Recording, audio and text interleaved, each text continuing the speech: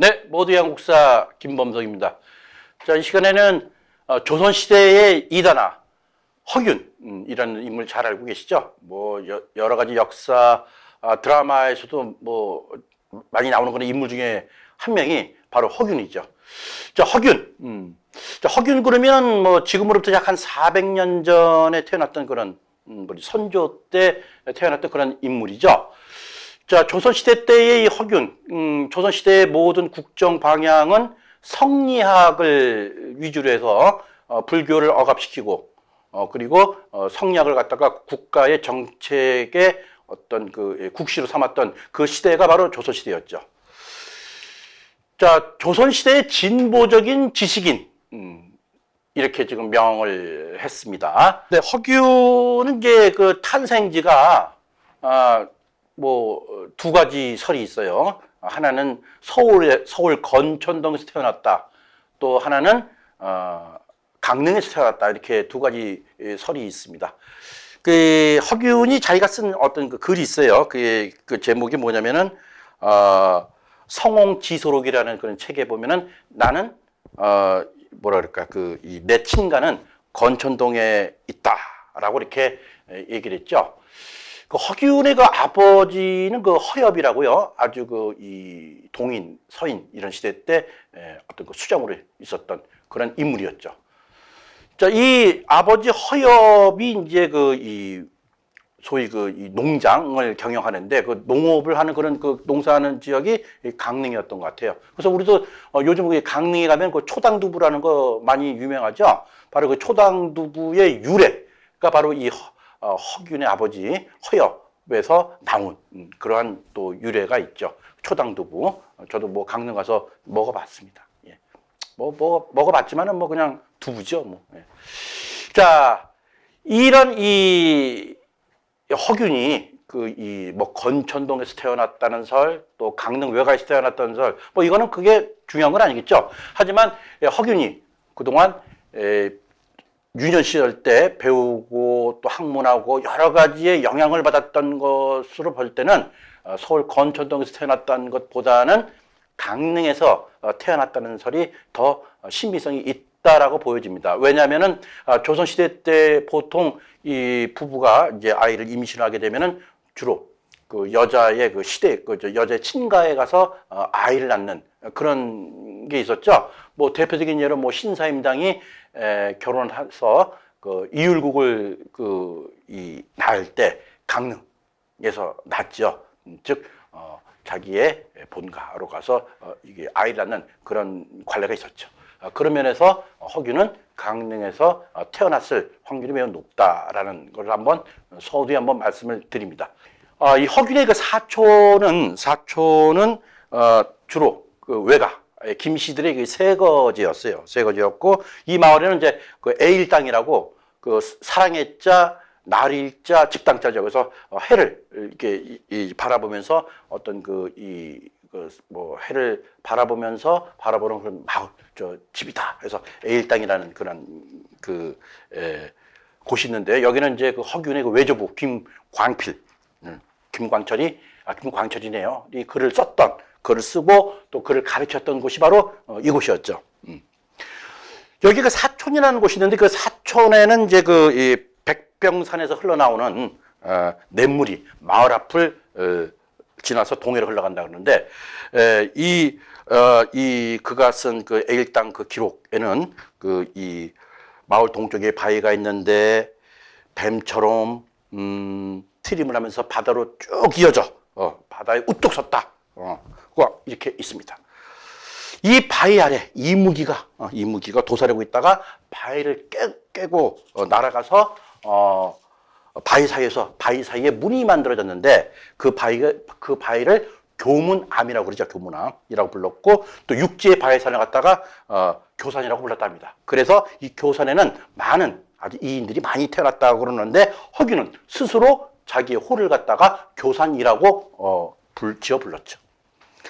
자, 이 허균은 35세에 그 대전의 벼슬자리에서 물러나가지고서 금강산 유람을 쭉 이제 다녀온 지 강릉에 돌아와서 지낸 적이 있었다고 합니다.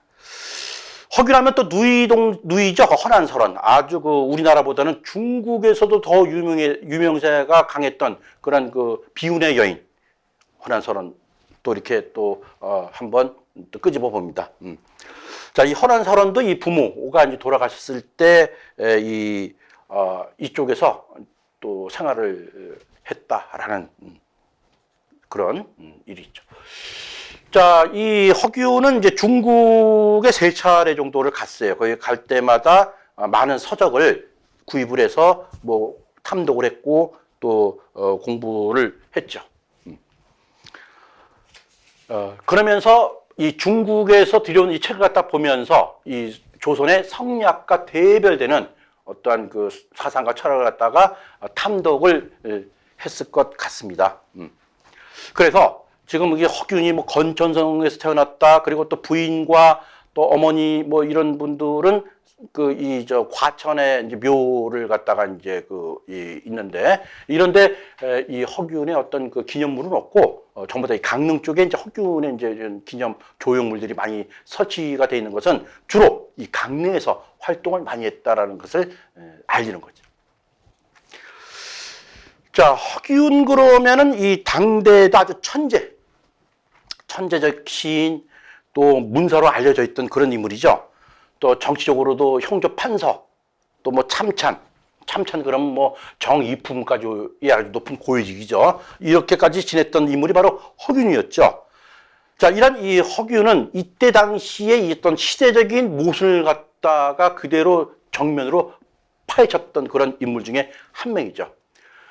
중국의 성리학 이후에 일어났던 그 사조가 양명학이었죠.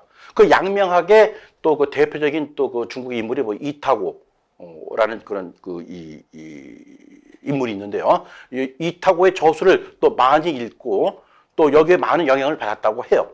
자, 그리고 또 소위 그 조선에서 성리학을 갖다 그렇게 중시하는데 이단화를 분류했던 뭐 불교라든가 또는 노장사상, 이런 신선, 이런 거에 심취가 돼서 불교에서는 유명한 고승들하고 문답 형식의 이런 것도 나눴고, 그 다음에 또 도가사상에 심취해가지고서 도가에 대해서 아주 또 많은 또 이렇게 이야기를 했고, 또 자신이 지은 이런 책에는 성리학에 관련된 이야기는 별로 거의 글을 띄우지 않고, 뭐 공자왈, 맹자왈, 이런 글의 인용도 하지 않았던 인물이 바로 이 허균이었죠.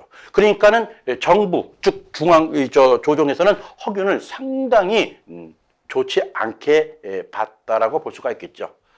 자, 허균은 인간의 평등과 해방을 부르짖었던 그러한 인물 중에 한 명입니다. 자, 허균하고 이렇게 친했던 사람들은 소위 양반 세력들이 아니라 소위 중인, 상민, 노비, 이런 하위직에 있던 그러한 인물들과 교류를 많이 나눴죠. 다시 얘기해서 조선시대는 우리가 다 알다시피 양반, 중인, 또 뭐 상인, 일상 우리 백성들이 우리 상놈의 새끼 하면서 욕됐던 그런 이런 서민들, 그리고 백정을 위시할 천의들이 있었던 아주 인도의 카스트 제도하고도 거의 흡사한 그런 계급 사회가 바로 이 조선시대였죠. 이런 조선시대 때 소위 고위직이 있었던 그런 공무원직이 있었던 이런 허균이 그런 사람들과 단절하고 이 아래에 있었던 이런 아래 하층에 있었던 사람들을 갖다가 더 위하고 또 이 사람들을 위해서 어떤 이 제도를 갖다가 고쳐야 되겠다는 그렇게 부르짖었던 사람이 바로 허균이라는 거죠.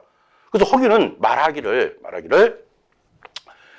백성, 이 백성이 최고다. 즉 지도자가, 즉 임금이 잘못되면은 백성들에 의해서 임금은 쫓겨날 수 있다라는 그런 이야기를 서슴없이 부르짖었죠.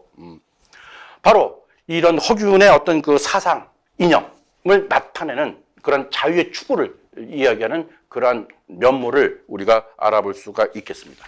이렇게 허균은 정치 사회 사상에서는 철저히 위민관, 즉 백성을 위한다, 또 평등관으로 일관을 했죠.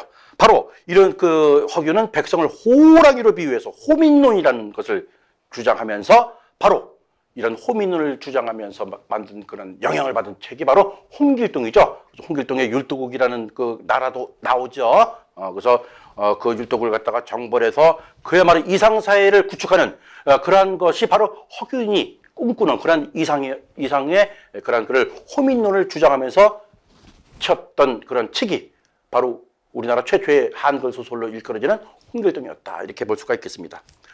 허균은 무엇보다도 신분 타파에 앞장을 섰던 그런 인물들이죠.